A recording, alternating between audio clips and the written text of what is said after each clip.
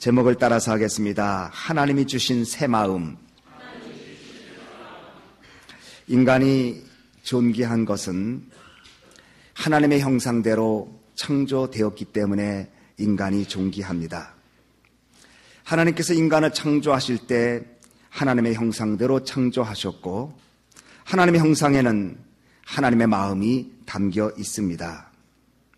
하나님 인간을 창조하실 때 하나님 마음을 우리 마음에 담아주셔서 사물을 대하거나 이 세상을 살아갈 때 하나님 마음을 품고 살도록 원하셨습니다. 인간에게는 동물이 없는 마음이 있어서 그 마음의 그 기능을 통해서 생각이 되고 생각과 마음의 기능을 통해서 성숙한 사람의 길을 걷게 됩니다. 좋은 사람, 나쁜 사람, 선한 사람, 악한 사람을 구별할 때에 그 마음이 어떤가에 따라서 규정 지을 수가 있습니다. 마음이 착해야, 마음이 선해야, 마음이 좋아야 그 사람은 착하고 선하고 좋은 사람이 됩니다. 잠언 23장 7절에 대저 그 마음의 생각이 어떠하면 그 위인도 그러하다고 말했습니다. 사람의 사람다움에 어디 있습니까? 그 사람 마음에 달려 있습니다. 마음은 그 사람의 인격이고 마음은 그 사람의 삶을 규정짓는 거울과 같습니다. 하나님은 사람의 외모를 취하지 않고 중심을 보신다고 말했습니다. 그러나 사람들은 외모를 봅니다. 중심은 못 봅니다. 외적으로 드러난 것들을 소중히 여기고 외적으로 드러난 것들을 가지고 사람을 규정짓습니다. 그러나 하나님은 사람의 중심을 소중히 여기십니다. 사람의 마음 하나 비뚤어지면 아무리 다른 것이 좋아도 그 사람은 삐뚤어진 삶을 살게 됩니다. 그 사람의 마음속에 무엇을 품느냐에 따라서 그 사람의 됨됨이가 결정됩니다. 그러므로 사람은 평소에 어떤 마음을 가지고 사느냐에 따라서 그 사람이 좋은 사람이 될 수도 있고 악한 사람이 될 수도 있습니다. 예수님은 여자를 보고도 음욕을 품은 자는 이미 가늠했다고 말할 정도로 행위로는 드러나지 않아도 그 속에 품은 마음이 어떠한가를 살피시는 하나님이라고 말씀하고 있습니다. 사랑하는 마음을 많이 가진 사람은 사랑이 표출됩니다. 그러나 미워하는 마음을 가진 사람은 미움이 표출됩니다. 경건한 마음을 가진 사람은 경건한 사람이 되고 추악한 마음을 가진 사람은 추악한 삶을 살게 됩니다. 그러므로 우리는 우리 마음을 지키고 살아야 합니다. 우리가 어떤 마음을 가지고 살아야 하는가가 하나님이 보시기 때문입니다. 오늘날의 세계 문제는 인간의 문제입니다. 모든 세계 문제는 사실 궁극적으로는 인간의 문제입니다. 그러나 인간의 문제는 더 깊이 들어가면 마음의 문제입니다. 잠언 18장 14절에 사람의 심령은 그 병을 능히 이기려니와 심령이 상하면 그것을 누가 일으키겠느냐. 마음의 병이 걸리면 누가 그 병을 고치겠느냐고 말합니다. 육신의 병을 고치는 사람이 많이 있습니다. 육신의 병을 고치기 위해서 노력합니다. 그러나 정말 마음의 병이 걸린 사람은 어떻게 고칠 수 있겠느냐고 반문합니다. 마음이 건강해야 합니다. 다윗은 시편 51편 10절에 하나님이여 내 속에 정한 마음을 창조하시고 내 속에 정한 마음 창조하시고 내 안에 정직한 영 새롭게 해달라고 그렇게 기도했습니다. 다윗의 고백처럼 하나님께서 정한 마음을 창조해 주시지 않으면 우리는 모든 것에 상처의 재료가 될 수밖에 없습니다. 하나님은 중심 보신다고 말씀드렸습니다. 사람의 행복과 불행도 마음에 달려 있습니다. 마음이 행복하면 상황과 관계없이 행복할 수 있습니다.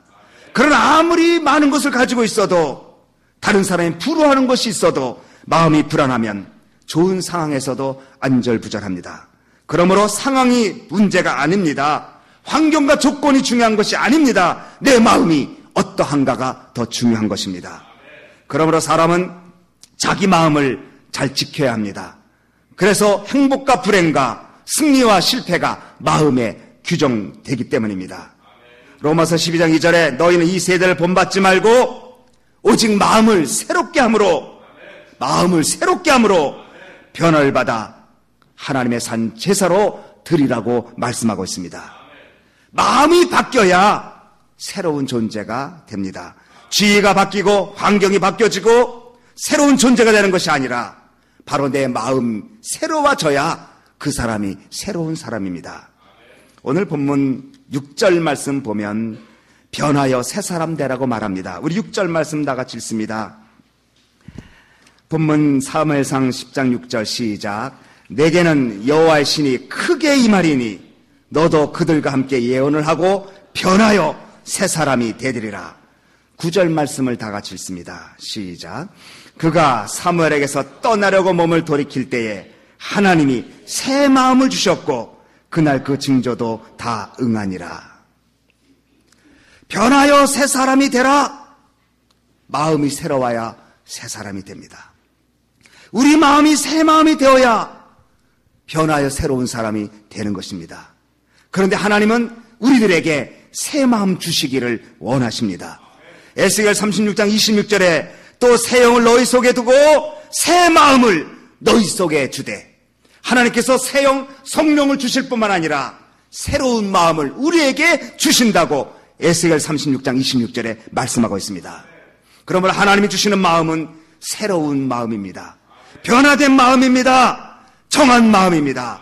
새 마음을 품은 사람이 새로운 사람, 변화된 사람이 되는 것입니다. 마음이 변화해 변한 것입니다. 환경이 변해서 변해지는 것이 아닙니다. 마음이 달라지지 않으면 어느 곳을 가든 똑같은 삶을 살게 됩니다. 마음이 새로워져야 우리의 삶의 모습도 새로워지고, 마음이 달라지면 환경도 달라지게 되는 것입니다. 오늘 본문 말씀은 이 말씀을 우리에게 주고 있습니다. 오늘 본문 말씀은 우리들에게 하나님이 주시는 새 마음을 품고 변하여 새 사람이 되어서 이 땅에서 승리하는 사람 되라고 말씀하고 계신 것입니다. 본문의 사울은 이스라엘의 초대 왕입니다.